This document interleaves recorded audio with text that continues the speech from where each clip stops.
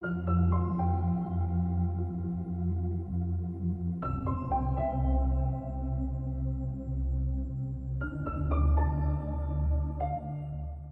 DEI in general is spread not just as a full board initiative, but also in audit, in nom and gov, as well as in compensation, right? And so it's not a, here's a diversity officer, they're going to address it. It's like, no, this is integrated in every single function. And so it changes the conversation. So that's one thing.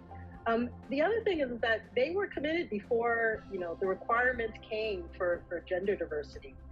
They had started doing a conversation. They had said, look, diversity is going to be part of how we evaluate the board and the board composition every year. We're going to have this. We're going to try to figure this out. And so that was the first step. And then they did it before basically the current one where you have to have Black, Hispanic, or some underrepresented minority. Before that was even, again, like a requirement. They said this is something that's important.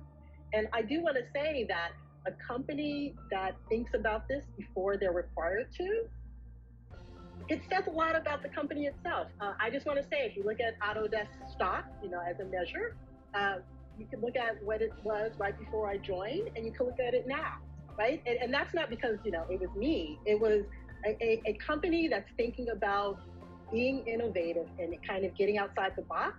That's resident within their products, it's resident within their structure, it's resident within things that are going to happen.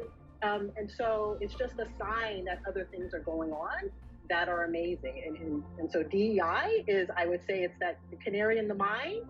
If you see a company and they add someone on their board, you're like, where did that person come from? Look at that company more.